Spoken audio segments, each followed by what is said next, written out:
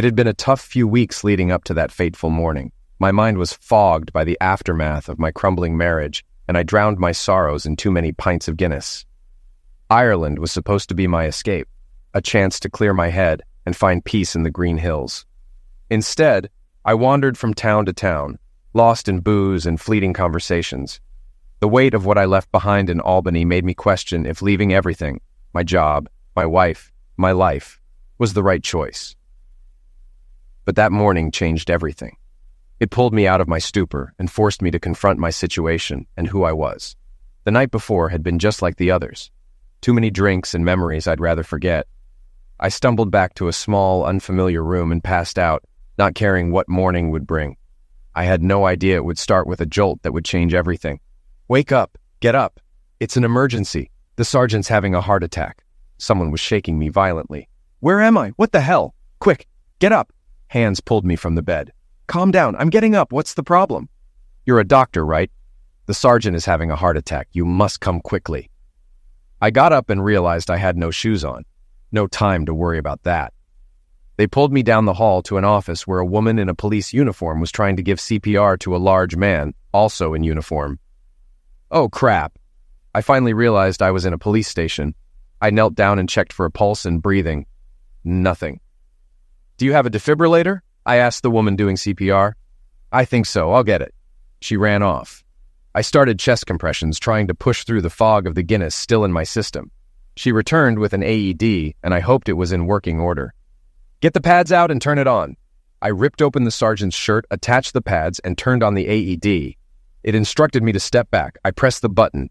Zap. His body jerked, but nothing. I tried again. Zap. Still nothing. Damn it. The third time. Zap.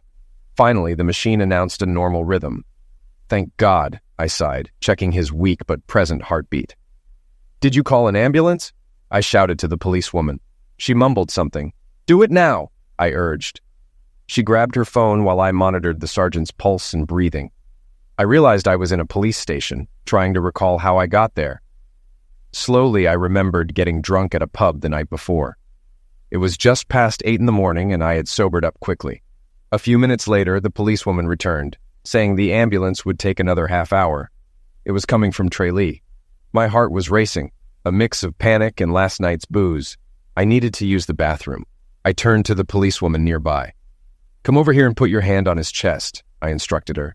She sat down and placed her hand on the sergeant's chest. I can feel his heart, she said. Stay there while I use the bathroom. Where is it? I asked. She pointed around the corner. I made my way to the bathroom and relieved myself. When I stepped back into the hallway, I noticed a few other officers had arrived. I approached a young constable. Where the hell am I? I asked him. Garda Station, he replied. I may have had too much to drink last night. What town is this, and how did I get here? I questioned further. You're in Castleroy. Tommy and I brought you here after you passed out at the pub. You had a great time before you collapsed. He smiled. Crap. You told everyone I ran away from a strumpet? I groaned. The young constable grinned. Crap. In the distance, I heard the ambulance approaching. The guy said you're from the United States. Is that true? He asked. I grimaced. Unfortunately, yes. They also said you were a doctor?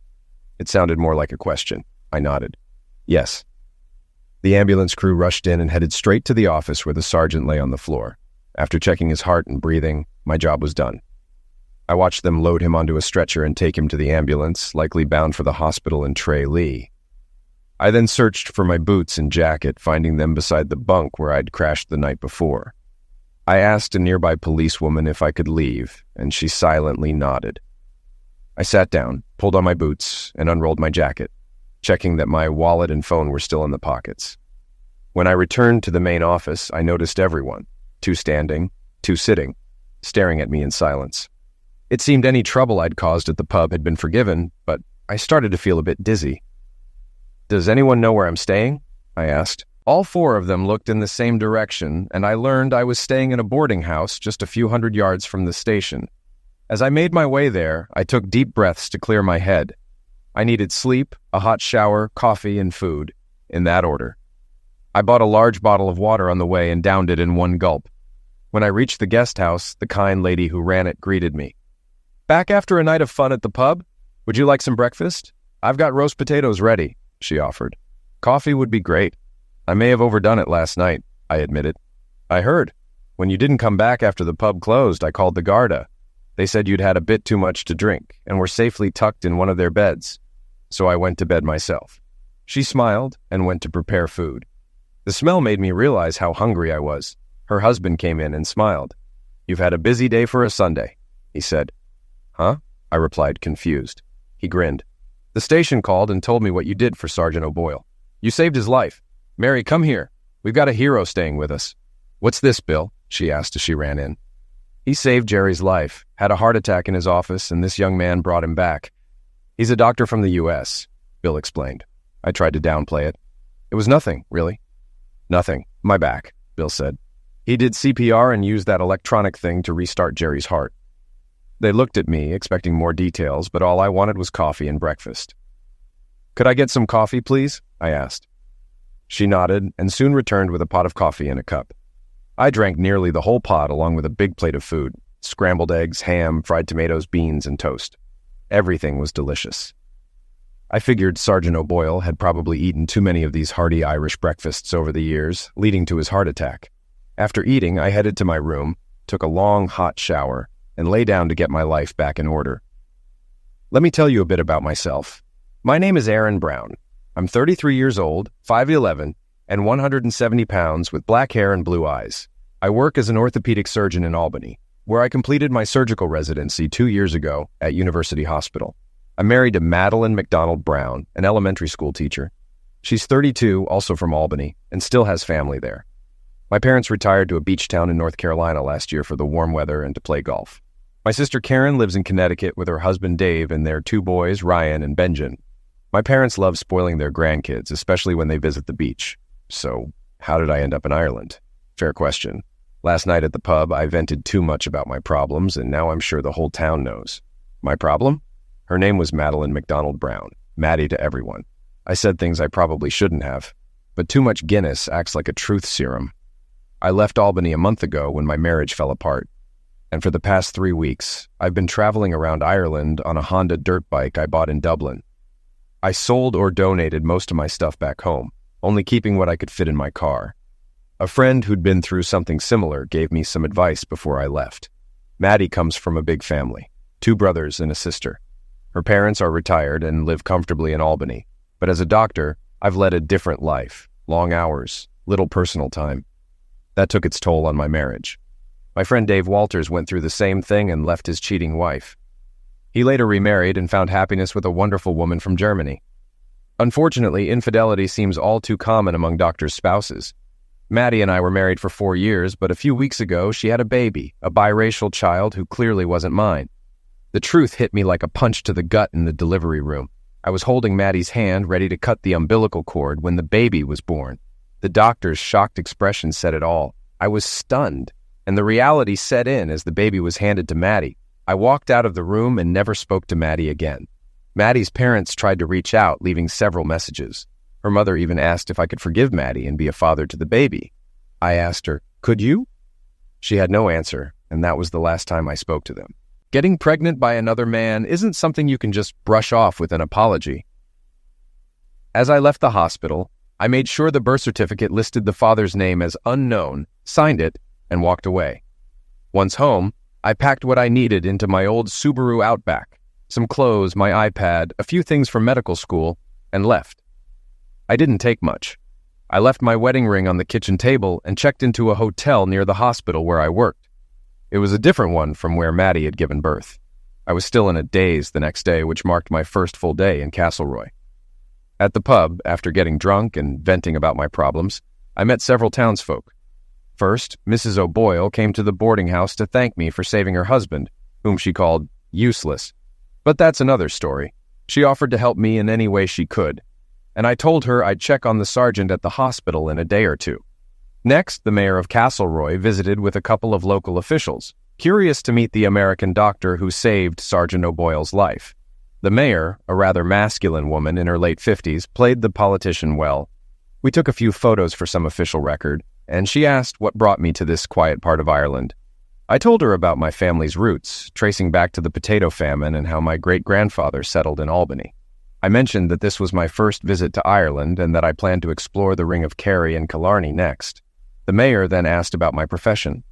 I explained that I'm an orthopedic surgeon specializing in bone and joint repair with some general surgery experience. The boarding house owners, Mary and Bill, nodded as if they were suddenly experts in surgery. The mayor then asked if I'd be returning to work in Albany soon, to which I replied that I'd quit the hospital and was taking a break here in Ireland. Concerned glances were exchanged. A female constable, the same one who had tried to resuscitate Sergeant O'Boyle, was there too. I praised her efforts, saying she would have done just fine without me. She blushed, and everyone laughed. The mayor then asked to speak with me privately in her office about an important matter. Though I had no idea what she wanted to discuss, I agreed to meet her the next morning. After they left, I felt a bit puzzled by the whole situation. Ireland is very different from the U.S. The landscape is incredibly green, especially in the summer, and by September, with the tourists mostly gone, the roads were quieter. I took my time exploring small towns, enjoying the friendly people, good food, and cold beer. Guinness, the national drink, is like Irish mother's milk. I spent that day resting at the boarding house and after lunch took a walk. The sleep I got after Mrs. O'Boyle and the mayor's visits was much needed. That evening I limited myself to just 1 pint of beer with dinner. The next morning I got up early, had breakfast, and headed to the mayor's office. I was greeted by a woman who seemed to be expecting me. "You must be the American doctor," she said. I nodded. "The mayor will be here shortly. Please have a seat." I sat down, waiting for the mayor, and started thinking about my plans for the day. "Dr. Brown, the mayor is here. Come in," I was eventually told. "Thank you." I entered, greeted the mayor, and took a seat on the couch. Coffee was ordered, and after some small talk, she asked, "Did you have a good evening, Dr. Brown?" "Yes, it was quiet. I had dinner at the pub and apologized to the owner for my behavior on Saturday. I explained I was going through a rough time and had too much to drink. He was very kind, even bought me dinner and a beer as thanks for helping Sergeant O'Boyle." The mayor nodded, and I added, "I'll be leaving later today, if that's your concern." "Oh, that's not why I asked you here," she replied. Confused, I asked, "Then what did you want to discuss?" "Dr. Brown, I have a problem I need your help with," she said. "What could I possibly help with in Castleroy?" I asked, puzzled. "Well, Dr. Brown, you're a doctor without a current contract in the U.S., and Castleroy is a town that needs a doctor, at least temporarily until the government in Dublin sends a replacement for Dr. Kennedy, who retired and moved to South Africa." "Are you asking me to be the local doctor?" I asked, still unsure. "Yes, that's the proposal. We desperately need a doctor. The nearest one is almost an hour away in Tralee. We have many people who would be grateful if you could help us out for a few weeks. The Department of Health says they will send someone, but it might take some time." "I'm not sure I'm the right fit. I'm a surgeon, and it sounds like you need a family doctor," I said, uncertain. "Dr. Brown, right now we need any doctor we can get. You're exactly who we need," she insisted. "I'm not sure," I hesitated. "Please think about it, but don't take too long. We really need you," she urged. I spent hours on the phone with the officials in Dublin responsible for assigning doctors across the country. They informed me it could be a year or more before we get another doctor in the area. Dr. Kennedy, now in his 80s and struggling with memory issues, has moved to South Africa to live with his daughter and her husband, likely not far from a nursing home. So I started looking into the American doctor who ended up in our town. It's impressive what the Garda can dig up when they're motivated. In just one night, they compiled a quick dossier on Dr. Brown.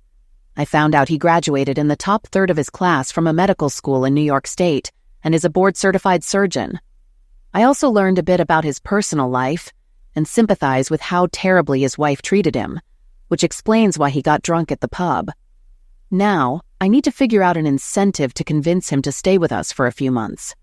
I have a plan in mind and have already secured urgent permission from the Department of Health for Dr. Aaron Brown to practice medicine in Ireland. I saw Dr. Brown leaving the mayor's office and headed toward him. I was off duty, so I wasn't in uniform, but dressed in my best casual outfit, a white blouse, skinny jeans, and high-heeled boots. My hair was done, and I had some makeup on. I wanted to look my best. I'm 27, about 5'8", and in great shape from running regularly. "Dr. Brown!" I called out. He turned to see who was calling him. I walked over and greeted him, extending my hand. "Good morning, Dr. Brown. It's nice to see you. We haven't officially met. I'm Amelia Kelly, the constable who assisted you with Sergeant O'Boyle."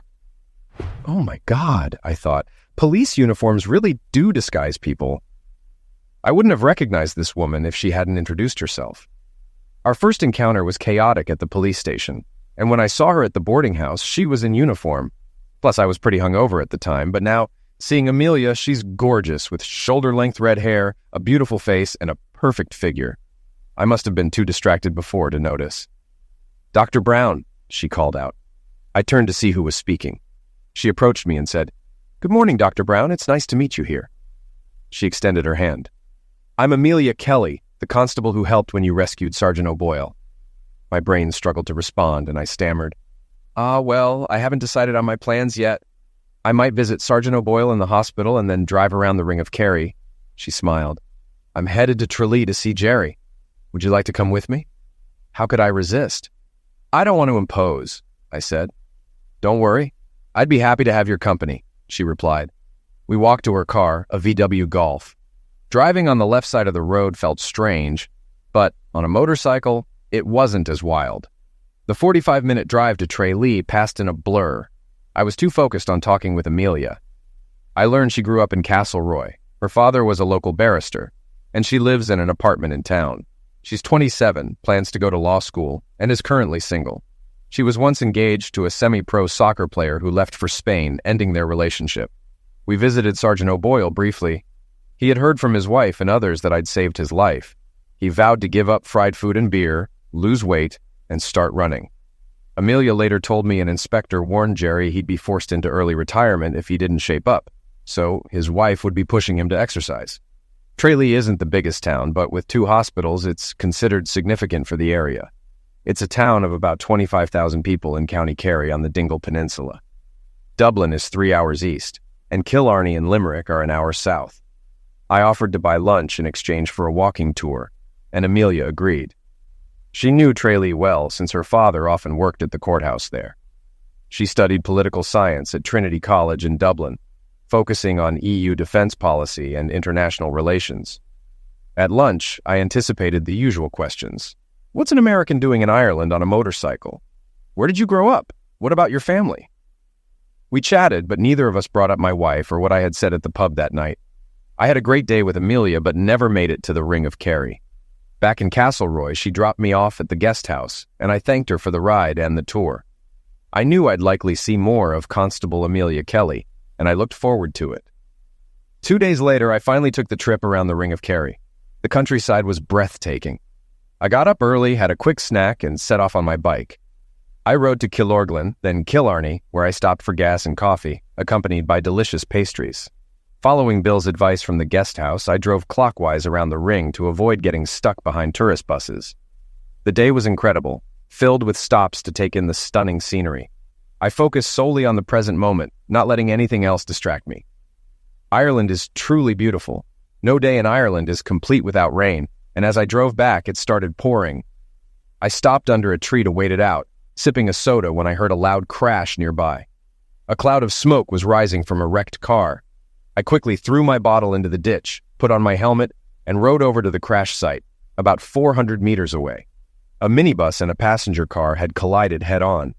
Seeing the badly wrecked car with smoke coming from the engine, I knew the passengers needed to get out before a fire started.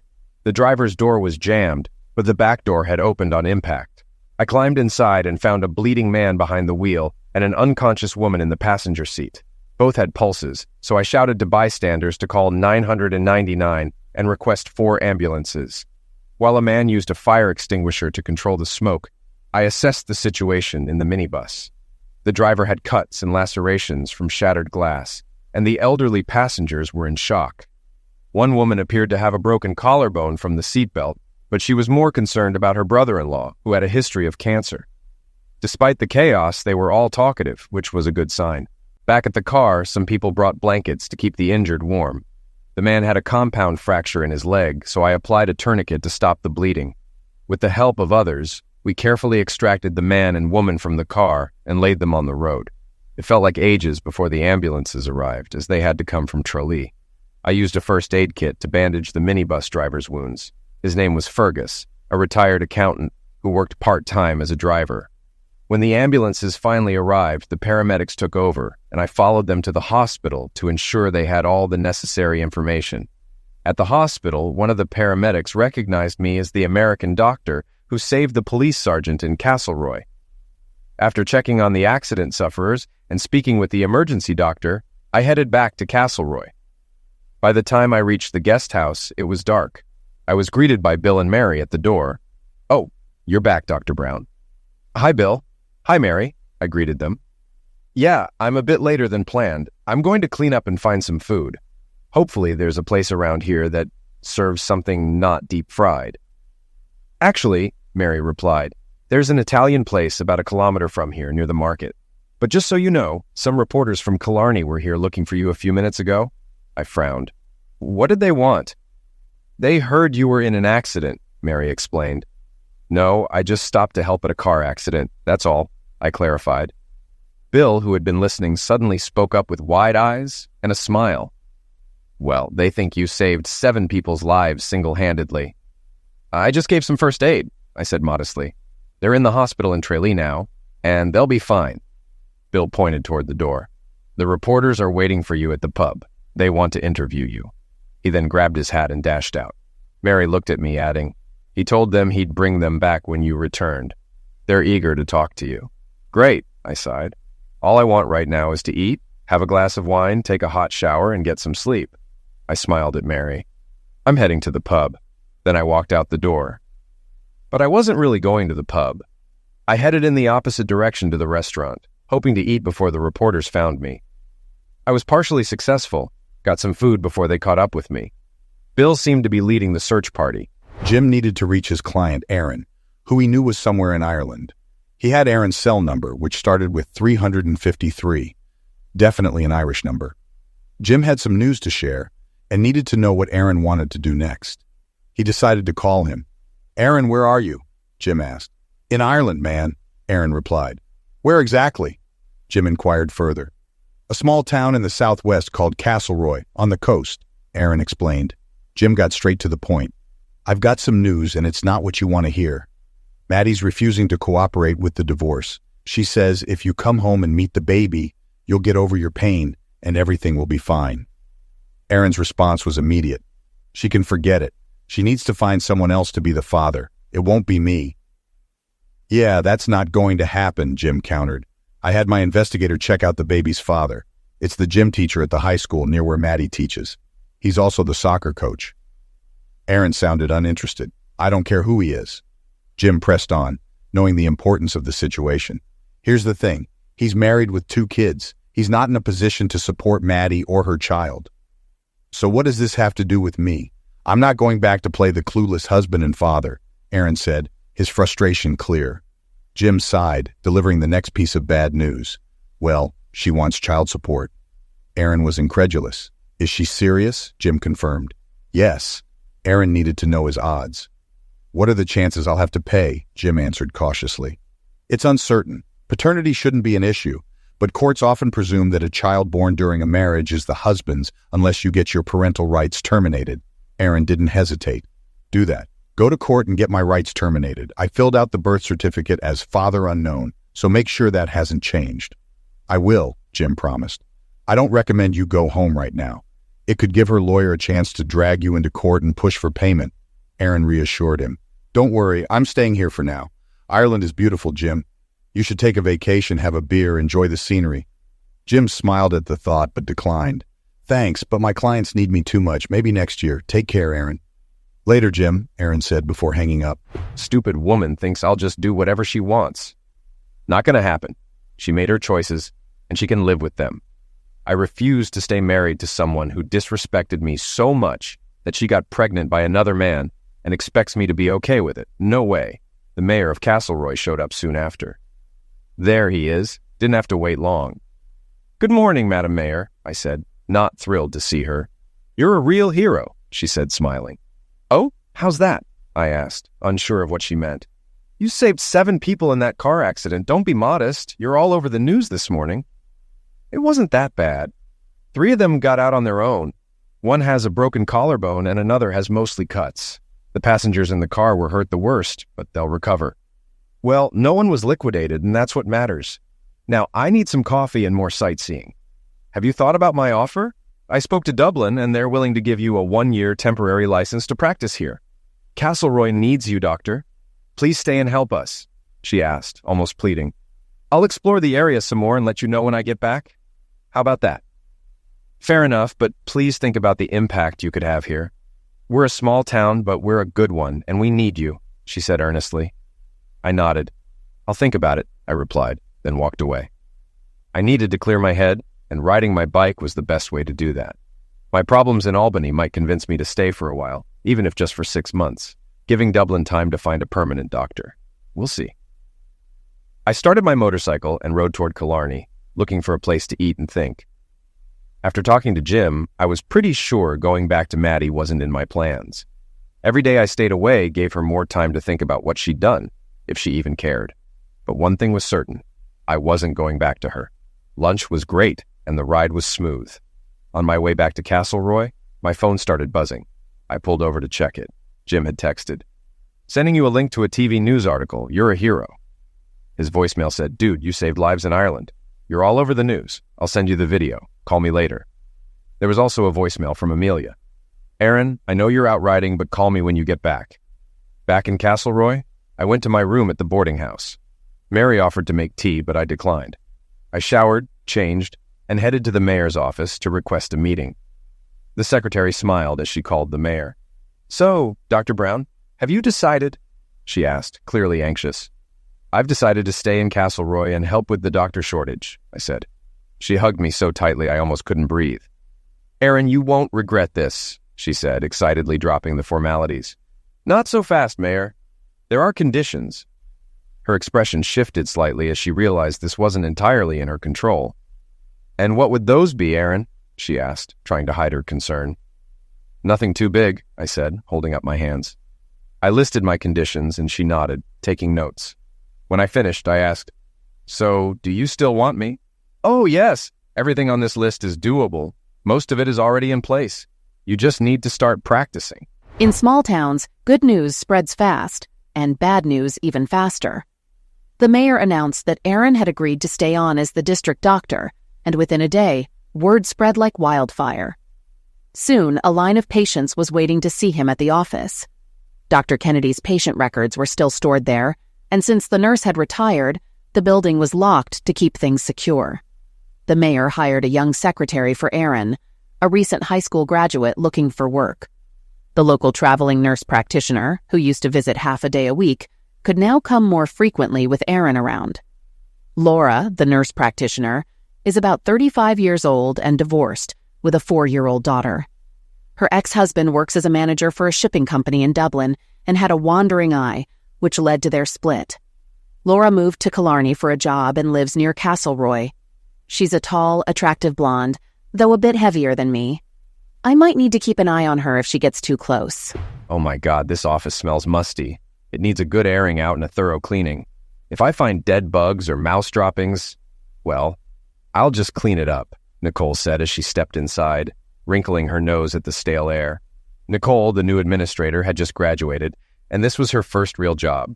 She still wore braces, and her mom, clearly proud and excited, had brought her lunch.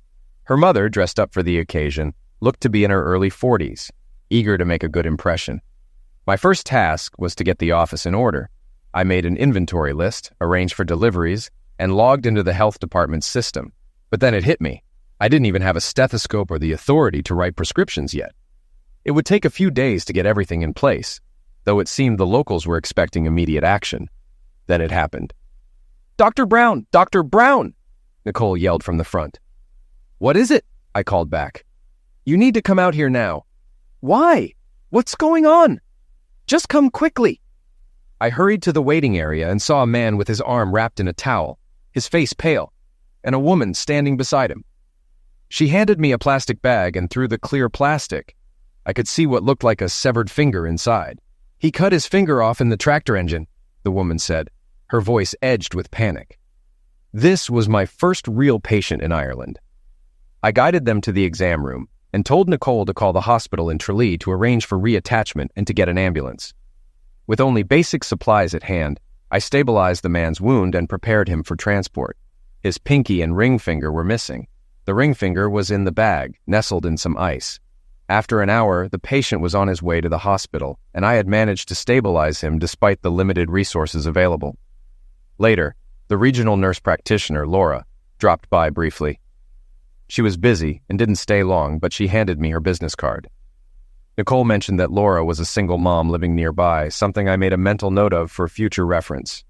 I also needed a place to live.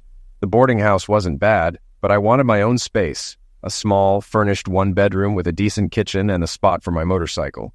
I reached out to a real estate agent, Josephine Landers, and within an hour, she had found the perfect 500 SQ/FT apartment for me. In small towns, news travels fast, and she had already prepared everything. The apartment had plenty of windows, a great view, and even a balcony. Josephine had thought of everything, right down to the linens and towels. "We have stores in town that can get you anything you need," she said with a welcoming smile. Later, I thanked Mary and Bill at the boarding house and moved my belongings to the new apartment. I set up my bedding, stocked the fridge, and even bought a bottle of wine, though I don't usually drink it. As I settled in, there was a knock at the door. Josephine pulled into the station and reported, "Everything's ready. Here's the address." She handed me a card with the apartment Aaron was renting.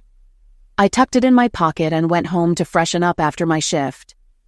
After a shower to wash off the day, I put on tight jeans, a sleeveless blouse, and some eye makeup, then headed out. I called a Chinese place, ordered some food, picked it up, and drove to the address Josephine gave me. I rang the bell. After a couple of minutes, I heard, "Hello, how can I help you?" I laughed. "Police, open up." "What the—" I heard the door open, so I walked in and went up the stairs. "We heard someone might have broken in, so I came to check," I said playfully. He smiled. "Do you always bring food for trespassers?" "Only the ones I like," I replied with a grin. Waking up in someone else's bed, I realized I was in my new temporary apartment and I wasn't alone. I checked the time on my phone. It was time to get moving. I gently nudged my partner. "Amelia, I have to go." She yawned. "What time is it?" 6:39. "I need to get cleaned up and head to work." I went to the washroom, used the toilet, and turned on the shower. Amelia joined me a moment later. That's where it all began. Why can't people see the obvious? Because they don't want to. Madeline refuses to accept that Aaron is done with her. Her affair with a teacher, who's also a soccer coach, ended their marriage, especially when she had his child. Is that so hard to understand? But she still won't admit that Aaron is finished with her. I filed the divorce papers and sent copies to her, advising her to have her attorney review them so we could settle the details. It's a simple divorce, but she's determined to drag it out, which will only increase her legal fees. Aaron leaving the country shows his intent, and the New York Supreme Court has a divorce hearing scheduled for next week. I've got DNA evidence and photos to prove the child isn't Aaron's, and I'm seeking a court order to require the real father to provide a DNA sample, which would delay any child support claims against Aaron. Madeline suggested marriage counseling, but it requires both parties' consent, and Aaron isn't interested. She also demanded Aaron's location and contact info, which I refused to give, citing attorney-client privilege. Her lawyer threatened to take me to court over it, but that won't work. Madeline even showed up at my office with the baby, convinced Aaron would be a great father. The baby looked like any other toddler, except she's clearly not Aaron's. I'm considering having the baby brought to court so the judge can see for themselves. Madeline's real motive for wanting Aaron back is money. The child's father, a teacher and soccer coach, has a wife and kids, and he's not wealthy. They live on a teacher's salary and his wife's income as a business manager at a small dealership. They're not rich, and they're just getting by with their mortgage, bills, and 2 cars. Madeline wants Aaron's income, but she won't get it. Aaron has already walked away from everything. She hasn't realized that yet. She has the house, the car, and everything in it. She can sell it all and move into a smaller place if she wants. The house is in foreclosure, but Aaron signed away his rights to it. When it's sold, there should be enough for a decent down payment on a modest condo. This is all about money for her. Laura Tompkins was deep in thought, planning her visit to see the new American doctor, Aaron Brown. Mayor Castleroy had persuaded Brown to stay and replace Dr. Kennedy, who had finally retired after making one too many serious mistakes. mistakes that had occasionally harmed patients. Everyone was relieved that Kennedy was gone. Laura had already met Aaron Brown. He was attractive, and not just an ordinary general practitioner. He was a surgeon. Word about him had spread quickly, especially concerning the drama with his almost ex-wife. The mayor had even ordered a background check, and the medical staff in Dublin confirmed his credentials. The unmarried women in the area were already flocking to his office, often with minor ailments that conveniently required undressing for an exam. Despite her busy schedule with work and her daughter, Laura planned to make time to visit his office under the pretext of discussing patient care challenges. It would give her a chance to be alone with him, and she intended to dress nicely for the occasion. As she was driving to her next patient, her phone rang. She answered through the car's system. "Hello?" Laura said. "Hi, is this Laura Tompkins?" a male voice asked. "Yes, who's calling?" she replied. "Good morning, I'm Aaron Brown, the temporary physician in Castleroy." He introduced himself. "Dr. Brown, how can I help you?" Laura responded, a few ideas already forming in her mind. "I was hoping we could meet to discuss the local health needs," Aaron said. "I'm only here for a few months until a permanent doctor arrives, but I'm concerned about not knowing how things are usually done. I could use some guidance." "Sure, it would be great to talk. When's a good time for you?" she asked. "Whenever you're available," Aaron answered. "I'll make time. This is important to me," Laura said, pausing to think. "I'm driving right now, but I'll call you later to arrange a time that works for both of us. Sound good?" "That sounds perfect. I really appreciate your help," Aaron replied. As the call ended, Laura began to form a plan. It might take some time to see it through, but she was patient. And who knows? Maybe Aaron Brown had something in mind too. Time would tell. My secretary is overwhelmed with calls from people wanting to see the doctor. They even wait outside the office when I arrive in the morning. Most of the patients are women, and I'm thinking they might be more comfortable with a female doctor. Nurse practitioner Laura Tompkins might be a better fit for many of them, especially for routine issues. I'll call her and see if we can work together more effectively. 2 days later, Laura invited me to her house for dinner. I couldn't turn down a home-cooked meal, so I went. It was a short walk, and I brought a bottle of red and white wine, not knowing her preference. When I knocked, a little girl answered the door, looking about 3 or 4 years old, with a mix of curiosity and surprise. She turned and yelled, "Mommy, that American is here!" "Dr. Brown, please come in," Laura greeted me warmly, with her daughter standing shyly beside her. Laura, around 30 years old, about 5'9", with long dark hair and a slim figure, looked stunning. I stood there momentarily stunned until I remembered the wine I brought. "Hello, I'm Aaron." "And who are you?" I asked the little girl. Her face brightened. "My name is Matilda. I'm 4, and my favorite book is Winnie the Pooh." "Nice to meet you, Matilda. Tigger's my favorite," I said, handing the wine to Laura. Laura smiled and said, "Mrs. Billings knows her wine. Could you open the white and pour us a glass, unless you prefer beer?" "Wine is fine," I said, opening the bottle while Matilda watched me closely. "Are you drinking wine?" I asked her jokingly. Laura laughed. "No, silly. Kids drink juice. I'll have orange juice, please." Laura prepared dinner, smiling all the while. I offered to help, but was instead entertained by Matilda, who insisted I help color her farm animals. When I tried to color a pig red, she corrected me firmly. Pigs are beige, not red. Dinner was beef stew with fresh cookies, and we drank more wine. Later, Matilda was sent to put on her pajamas and brush her teeth. She returned and announced I was going to read her a bedtime story, Winnie the Pooh. Laura nodded, and Matilda brought a book. While I read to her in the living room, Laura tidied up the kitchen. Watching her, I thought, this is what a real family feels like. This is real life. Aaron was quickly won over by my daughter. She may be small, but she's great at charming even the toughest. However, she couldn't win over her father. I don't usually invite men into my home, much less share dinner with me and my daughter. But this time was different. I already had a good sense of who Aaron was, thanks to various sources and his actions since arriving here. The fact that he was escaping an unfaithful wife made him relatable. He understood the pain I had felt. I packed up Matilda and left her father in Dublin because I couldn't tolerate his disrespect. He didn't want a daughter or the responsibility of a family, which was his loss.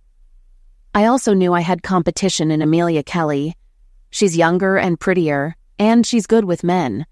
But in a direct competition, I had an advantage. I knew what Dr. Aaron Brown was looking for, and the way he looked while reading to Matilda said it all. Dinner with Laura was excellent, and meeting Matilda was intriguing. I returned to my apartment around midnight, took a shower, and went to bed. If the past few days were any indication, tomorrow would be busy. Just as I settled into bed, my phone rang. The call came from a U.S. number, but it was marked as unknown. I thought about ignoring it, but worried it might be my parents.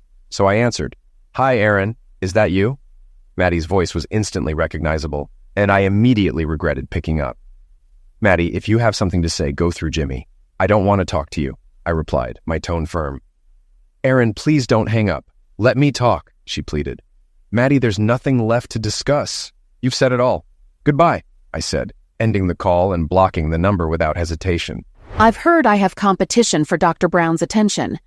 Nurse Hottie is in the running. She's attractive and charming, but I have the edge of not being previously married and having no kids. I need to strategize and plan my next move. That woman is becoming a real nuisance. Aaron doesn't pay me enough to deal with her constant maltreatment. Despite being told repeatedly that he won't talk to her, she keeps pushing. What annoys me most is that she cheated on him, got pregnant, and now wants Aaron to ignore all that and come back to her. She's delusional. Aaron just texted me that she somehow got his phone number in Ireland and called him. He wants me to get a restraining order, but it's tough to get one without a threat of physical violence. I'm trying to convince a judge, but I've warned Aaron not to get his hopes up. A few weeks had passed since I met Aaron Brown, and he had already come to my house for dinner 3 times. On Saturday, he took Matilda and me for a walk and picnic, and we had a great time. We visited Killarney National Park, walked some trails, and Matilda rode on Aaron's shoulders for a bit. We had lunch at the Ladies' View Cafe, then went to Torque Falls, where we took pictures for him to send to his parents. That night, after Matilda was sound asleep, we made love for the first time. I was nervous, since he was the first man I had been with since my divorce. We spent the night and woke up together the next morning. Jimmy called to give me updates on my divorce. My ex-wife still doesn't seem to grasp that I have no interest in reconciling with her, especially after she had a child with another man. "Jimmy, what the hell is going on?" I asked. He hesitated briefly before replying. I wish I knew. "I've been trying to get her to sign the papers and finalize everything, but no luck," Jimmy continued. "I think we need to move to Plan B." "What's Plan B?" I asked, uncertain of his next move. "I'm going back to court to file for a different reason. I'll explain the situation with the child to the judge and see if that pushes things forward," Jimmy explained. "I could file for another reason," Jimmy added, "but it doesn't make much sense since you're the one who left. It should only take a year in New York, but a judge might view it differently because you left." "What about Plan A? Irreconcilable differences? Wasn't that the right approach?" I questioned. "That's what I thought," Jimmy replied, "but the judge brought up the idea of you coming home and doing counseling. I told her you have a job in another country, and she asked when you're returning to the U.S. "Oh, for heaven's sake, just get me a divorce," I said, exasperated. "I don't care how. Just do it." "Are you coming back?" Jimmy asked, sounding concerned. "Not while I'm still married to her," I responded firmly. I could have sworn I heard Jimmy mutter, "Crap." "Jimmy, make it happen, okay?" I urged him. "I'm working on it, Maddie," Jimmy assured me. I called Aaron's mother to find out where he was, and she let slip that he was in Ireland. Now I just need to find him, go there, and fix things. I believe I can work it out by talking to Aaron. We were married for 4 years when I started seeing Roger. I admit Roger was a mistake, but I felt single with Aaron always at the hospital. We had talked a lot about starting a family, and when I told Aaron I was pregnant, he was thrilled. He helped paint and decorate the baby's room, constantly bringing home new things, even a baseball glove, saying he'd teach our child, boy or girl, to play baseball. Aaron will realize leaving us was a mistake. He'll love the baby when he holds her. I'm sure of it. Lately, Roger has been avoiding me. He doesn't answer my calls, and when I went to the school, he ran away as soon as he saw me. I wonder if his wife knows about us. That might explain it. I need to find out exactly where Aaron is in Ireland. Then I'll get on a plane and go to him. The hospital in Tralee called, asking for my help with a backlog of surgeries. Their orthopedic doctor was out with cancer, and surgeries had been piling up for a month. I agreed to come in for 3 days to help catch up. As I was getting ready to leave for Tralee on my motorcycle, I got another call. There was an emergency. A young man had been in a motorcycle accident, hitting a car at high speed. He was severely injured, and if a surgeon didn't act fast, he might lose both arms. Just as I was about to head out, Constable Amelia Kelly arrived in a police car. "The hospital called us to get you there quickly," she said. With no helicopter available, I jumped in the car, and we sped to Tralee, covering the 27 kilometers in minutes. She dropped me off at the hospital with a quick, "Go save a life." I rushed to the emergency room, examined the young man, and started preparing for surgery. He was just 18. I spent 11 hours reattaching his arms while the neurosurgeon handled his head injuries, and the plastic surgeon worked on his face. When it was over, I was exhausted, needing the restroom, food, and rest. It was the most stressful day since I found out about Maddie's affair. I met with the scheduling nurse and reviewed the plan for the next few days. 8 surgeries, 2 per day. It was going to be tough, especially since I hadn't performed surgery in over a month. But I decided to push through. The Irish had been good to me, and I owed them. The nurse mentioned they'd need my help every 2 weeks to keep up with surgeries, and I agreed to it. After finishing my work, I realized I had no way back to Castleroy, so I called Amelia. Half an hour later, she arrived in a police car, her red hair in a ponytail. She looked beautiful, and I couldn't help but wonder what I should do. 4 months later, after seeing my last patient of the day, I sent Nicole home and began tidying up the office. Suddenly, I heard the door open. Surprised, I called out, "We're closed," but a familiar voice responded, "Hi, Aaron." I looked up and was startled to see Maddie standing there. "Maddie, how did you find me?" I asked, my voice laced with disbelief. "It took some time, but I did. You look good," she replied, her eyes scanning me. I sat down, trying to mask my unease. "Thanks." "What do you want, Maddie?" She seemed different. Motherhood had softened her features. "I want you to come home," she said, her tone both hopeful and pleading. Anger surged through me, but I forced myself to stay calm. After taking a deep breath, I responded, "Why do you think I'd ignore the consequences of your affair and the child you had with that guy? I'm not going to pretend everything's okay. You can't just have fun and ignore the fallout. I'm not the type to accept you having another man's baby." Maddie's gaze dropped to the floor. "Aaron, you need to come home. I need you and your daughter." My patience snapped. "Seriously, I don't have a daughter. You and your boyfriend have one. Let him handle it. Go home." Her voice wavered as she pleaded. "But we were married for 4 years, and I love you. You know you love me too. Come back." I looked at her, my anger barely contained. "If you really loved me, why were you with him? Explain that."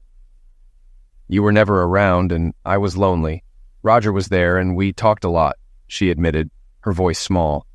"Oh, so you were just fine with him? When did you forget we weren't supposed to be having fun with others?" I shot back. Maddie struggled to find the words. "Can you just think about it? I miss you and know you'd be a great father." I was stunned by her audacity. Just then, Amelia walked in, looking effortlessly beautiful in tight jeans and a sleeveless blouse. Without hesitation, I went over to her, kissed her, and wrapped my arms around her. "Amelia, this is Maddie. She found me here in Ireland." Amelia sized Maddie up quickly, then turned to me. "Aaron, we need to leave for dinner with my parents at 6 o'clock. "Maddie's just leaving," I said firmly. "We've said all we needed to." But Maddie wasn't ready to leave. "Aaron, we need to talk seriously about what's going on," she insisted, her voice trembling. Amelia stepped in. "Maddie, we have to go. Aaron and I need to hit the road. My parents value punctuality. I'm sure you understand." Amelia gave Maddie a stern look. If this were a pub fight, the crowd would be buzzing. I wasn't going to entertain Maddie's pleas. She was involved with another man and had a child with him. I sympathized with the child, but not with Maddie. She should have considered the consequences before her affair. My lawyer, Jimmy, had informed me about the court proceedings, and the divorce was nearly final. Maddie would get the house and our savings, totaling over $90,000. It was a costly lesson, but I wasn't rushing to replace Maddie. I planned to stay in Ireland for a few more months, work as a local doctor, and figure out my next steps. Life, however, doesn't always go as planned. Things didn't go as planned. The woman with the red hair interrupted me. I left the baby with my parents, hoping that showing Aaron what he was missing would make him come back and try to be a family. I've been working hard to lose the pregnancy weight and fit back into my size 6 jeans. I even brought Aaron's favorite perfume. But that woman showed up, and I could smell her Chanel perfume. She better not think I'll give up without a fight. My hotel room is tiny, barely room to move between the bed and the desk, and the TV is an old tube model. How do people live like this? I need to find something to eat and call my mom. She's not happy about taking care of the baby and gets a lot of questions from friends who don't know I adopted the child. I don't think she's correcting them. What the heck? This woman actually came to Ireland. How did she find me? I suspect one of my talkative relatives let it slip. She should have listened to her lawyer. The divorce is nearly final. There's no turning back. We're finished. I was really glad to see Amelia. She mentioned meeting my parents, though I'm not sure if she was serious. I took her out for dinner, brought her back to my modest apartment, and made her breakfast the next morning. Last night after dinner, I walked around the village. It's nothing special, and I don't understand what Aaron sees in this place. They call restaurants pubs, which turns out is short for brothel. I learned Aaron only works 3 days a week, and the locals shared quite a bit about him. Back at my hotel, run by Mary and Bill, Mary mentioned Aaron was considered a local hero. She quickly realized who I was and excused herself. I overheard her and Bill talking quietly. The next morning, I went to Aaron's clinic and was met by a teenager at the front desk. She clearly recognized me. I found out Aaron wasn't in because it was surgery day at the Tralee Hospital. The doctor was booked all week, so I might need to return next Monday. I spent some time exploring the city and had bad coffee. The weather turned foggy, making the city seem even smaller. I had no idea where to wait or if Aaron was staying with someone else. I decided to ask around for more information. I got a call from Garda about an American woman asking for Dr. Brown. She was staying with Mary and Bill at their hotel. It was clear that this was Mrs. Brown, trying to convince Aaron to return to Albany. We needed to handle this quickly. Mary informed me that Madeline Brown had visited the doctor's office, but Aaron was in Tralee today for surgery. I had to get Mrs. Brown to leave Aaron alone. Fortunately, Constable Amelia Kelly, a stunning woman known for her charm, is on my team. Amelia is transitioning from police work to studying law at Trinity College, Dublin, where she's sure to succeed. I spoke with Mary and Bill, who had to close their bed and breakfast due to a safety violation. I told Mrs. Brown she had to leave immediately. Bill packed her things, refunded her money, and booked her a room at the nearest hotel in Killarney. Mrs. Brown was understandably furious, but Bill knew this was necessary for our town. The hotel just kicked me out, claiming they had to close due to a health inspector. Now I'm being sent to Killarney, wherever that is, and it's pouring rain. I'm really fed up with Ireland. My mom's calling, asking when I'm coming home. To top it off, I just got an email reminding me my maternity leave ends in a week, and I'll have to return to work. Here's the deal. I wanted Aaron to meet my parents because he's the best guy I've ever dated. He has high standards and sticks to them, even with an unfaithful wife like me. The issue is, I'll have to break up with him soon since I'm moving to Dublin in August for law school. I need to settle in and prepare for my new life. Plus, I won't be able to live celibately in Dublin. I enjoy Zex and it wouldn't be fair to keep seeing him while being involved with other men. Knowing he won't be seeing other women makes it even more complicated. So I think it's best to end things as soon as possible. I got some key info from the Castleroy Gossip Network, or CGN. Amelia's goal is to get into law school, and I've heard from Nicole that she's been accepted and will start in August. Amelia is outgoing, and I know I'm not the right match for her in the long run. I just end up waiting for the day she'd be with someone else, which would eventually end things for me. For my own peace of mind, I need to remember our relationship is short-term and just for fun. I won't say anything foolish like declaring my love. Besides, there are people I'd like to get to know better. The doctor the Department of Health promised to send hasn't materialized. I haven't heard anything yet, so I called the hospital in Tralee. They said they'd update me, but weeks have passed with no word. Amelia and I parted on good terms, knowing our relationship was only temporary and just friends with benefits. It's been a few months since Amelia Kelly left for Dublin. I'd been busy with work and Matilda, so my social life had taken a back seat. I was surprised when Aaron invited us to the fair in Killarney for the weekend. With Amelia gone, I figured he was lonely and wanted company, and I was in need of some male attention myself. Matilda was thrilled and immediately began packing, even though we weren't leaving until Saturday afternoon. When Saturday arrived, I had forgotten Aaron had a motorcycle and expected him to show up in my car. Instead, he arrived in an Audi sedan, courtesy of a short-term lease arranged by the mayor of Castlereagh. It was more comfortable for his weekly trips to Tralee. Matilda climbed into the back seat, but I made her get out to install her baby seat. The fare was a blast. Matilda enjoyed the rides, cotton candy, and junk food, and held Aaron's hand throughout. He seemed to enjoy the day, and after the fair, we went out for a meal and returned to my house. I invited Aaron in, and Matilda, already in her pajamas, dragged him to her room to read her a bedtime story. He returned half an hour later, saying she was a heavy sleeper due to the food and fresh air. I handed him a glass of wine. "You've earned this. How do you manage everything?" He replied, "I don't overthink it. I just do it. I can't remember life before Matilda. She's everything." He was puzzled. "How could your ex-husband refuse her?"